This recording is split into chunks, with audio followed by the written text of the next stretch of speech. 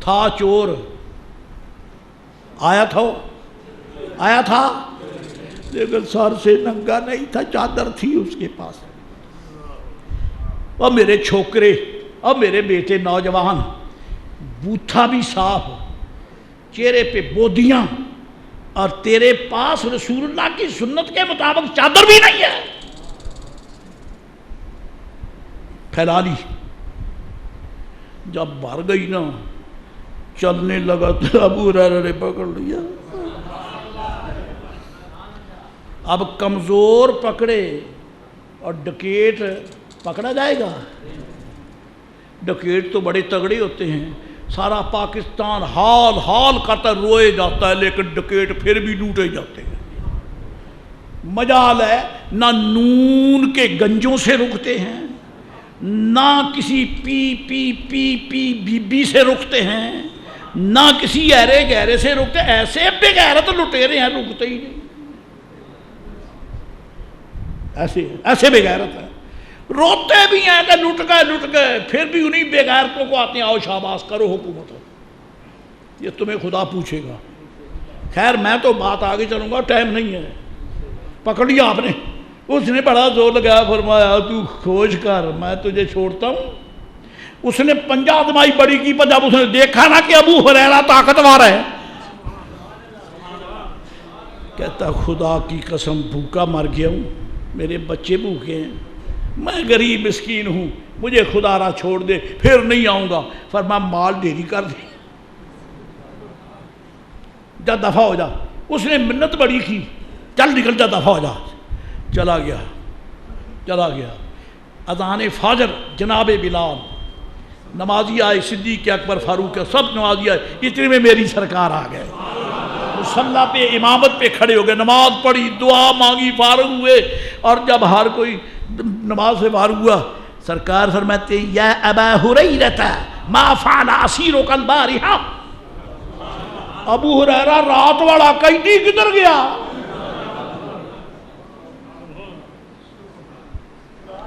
ابو ہریرہ بھی نہیں کہتے سرکار آپ کو کیسے پتہ چل گیا؟ ما فعل اسیرک البارحہ، رات کا قیدی کدھر گیا؟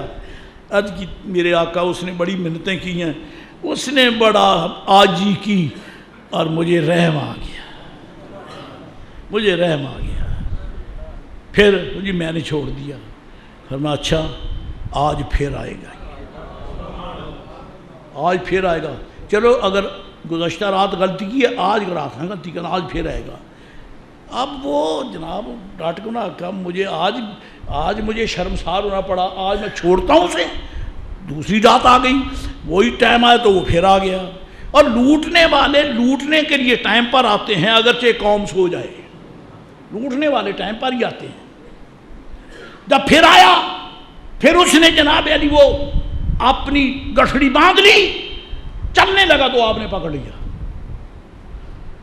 پھر تڑپنے لگا۔ فرمایا آج تو خیر مانگ، آج میں نہیں چھوڑتا، اب تو نے کل مجھے حضور کے سامنے تو نے بہت پریشان کیا، نادم کیا،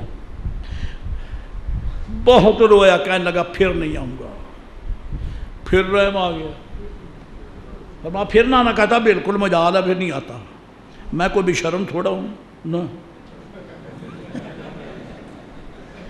کہتے ہمیں ووٹ دے دے، ہم انشاءاللہ یہ کریں گے وہ کریں، ہم بے شرم تھوڑے ہیں، ہم کو تھوڑے بے شرم ہیں۔ اور آپ بھی ہنڈے ورتے، آپ کہتے ہیں ٹھیک ہے آپ بے شرم ہی تو ہیں جو ہم سے مانگنے کے لیے آ گئے، ورنہ کل تک آنکھیں ملا کے چلنے والے اب جھکا کے کیوں چلتے؟ شرم ہوتی تو ایسا ہی ہوتا ہے۔ چلے گئے، رات ہوئی، آ گیا، پکڑ لیا۔ جب پکڑا تو کہنے لگا مجھے خدا را معاف، پھر نہیں آؤں گا، سے جاؤ۔ دوسری مرتبہ جب سرکار پھر دن چڑھا، میرے آقا پھر فرماتے ما فعل اسیرک البارحہ، ابو ہریرہ چور کدھر گیا؟ اور کی سرکار وہ تو رو دھو کے چلا گیا۔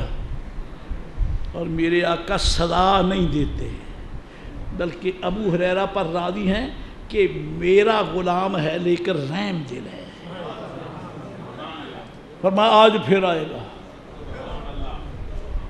آج تو جناب حضرت مستحب ہو گیا، جو پکڑا اور اس کو گرایا جیسے پہلوان اکھاڑے میں گراتے، دبا دیا، آج میں تجھے نہیں چھوڑتا۔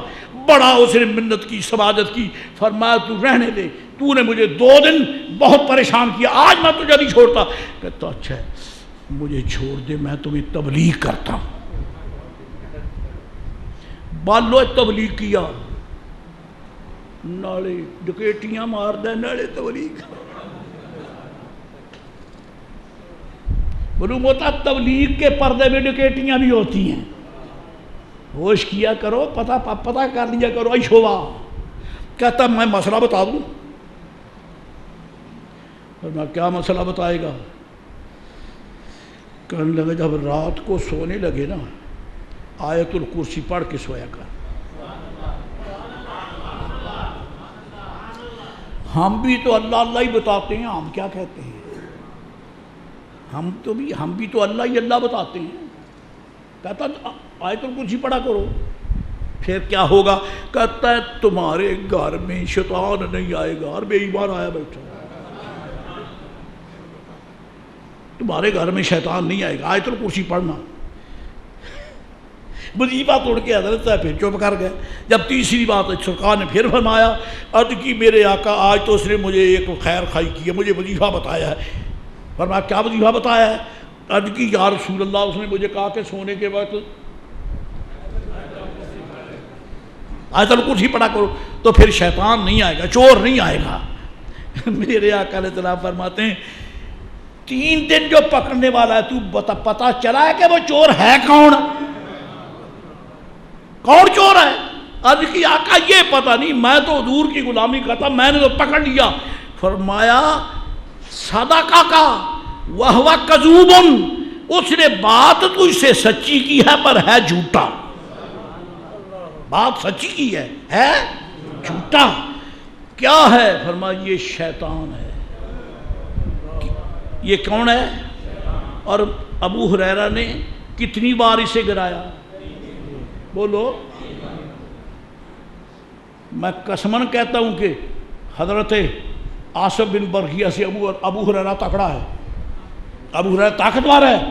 اس نے تو 1 مرتبہ تخت کھینچا، حضرت نے 3 مرتبہ شیطان کو، جن کو گرایا اور پکڑ لیا۔ کمزور تھا تو پکڑا کیسے؟ پکڑا کیسے؟ حضور معلوم ہوتا میرے آقا کے غلام کمزور نہیں ہیں۔ تو جب ایک بظاہر کمزور سے ابھی کی یہ طاقت ہے، تو جس نے خدا کی ساری دولت خدائی، سارا ہی اسلام کندھوں پہ رکھ لیا ہے، وہ ابو بکر کتنا طاقتور ہے۔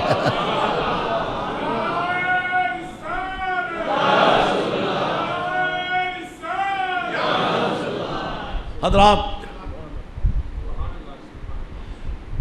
اب وہ جو کہنے کی بات تھی وہ ابھی کچھ رہ گئی ہے۔ اللہ تعالیٰ فرماتا ہے جب وہ سلیمان علیہ السلام کی خدمت کرتے رہے، وَكُنَّا لَهُمْ حَافِظِينَ، جب تک وہ یعنی جن سلیمان علیہ السلام کے حکم کے مطابق ڈیوٹی دیتے رہے، ہم نے شیطانوں کی حفاظت کی۔ اس لفظ پہ غور کرو۔ شیخ اکبر حضرت شیخ محی الدین ابن عربی ناقل ہیں امام شارانی کہ تھے شیطان، لیکن ڈیوٹی دے رہے تھے سلیمان علیہ السلام کے حکم پر۔ رب نے ان کی حفاظت کی شیطانوں کی، تاکہ ان کو کوئی ایسا عذر نہ بنے کہ وہ ڈیوٹی نہ کر سکے۔ فرمایا بے شک شیطان ہے، پر میرے نبی پاک کے کارکن ہے، میں تمہارے قریب عذر نہیں آنے دیتا، ٹھوک بجا کے کام کرتے رہو۔ کیا نتیجہ نکلا؟ کہ اللہ کے بندے کی ڈیوٹی ہو، اللہ کے رسول پاک کی ڈیوٹی ہو، اور شیطان ڈیوٹی دے تو رسول اللہ کے پہرے یا ڈیوٹی دینے والے کی ڈیوٹی میں رب اس کی حفاظت فرماتا ہے، چاہے شیطان ہی ہو، چاہے کنا لہم حافظین۔ اللہ فرماتا ہے ہم ان کے حفاظت کرنے والے تھے. سب جنوں کو ہم نے حفاظت میں رکھا تاکہ کوئی بیماری نہ آئے, تاکہ ان کو کوئی تکلیف نہ آئے. میرے رسول کی ڈیوٹی جو دے رہے ہیں یارو, جب ان شیطانوں کی حفاظت رب کرتا ہے کہ یہ سلیمان علیہ السلام کے پہرے دار ہیں, تو جس نے میرے مصطفیٰ کو کندھوں پہ اٹھایا ہے ابو بکر کا کتنا عظیم پہرے دار ہے. شیخ اکبر فرماتے ہیں پتہ چلا اللہ والوں کے دربار کے غلاموں کی اللہ خود حفاظت فرماتا ہے. اور پاکستان کے صدر, پاکستان کے وزیر اعظم, پاکستان کی کابینہ مقننہ, پاکستان کی انتظامیہ, تم بھی رسول اللہ کے پہرے دار بنو, خدا تمہاری حفاظت فرمائے. یہودیوں کے مقاصد کو سامنے نہ رکھو, سرکار کے اسلام اور دین اور میرے آقا کی عظمت کی خدمت کرو. اللہ تمہاری حفاظت فرمائے, اللہ توفیق عطا فرمائے. آمین. وآخر دعوانا الحمدللہ رب العالمین.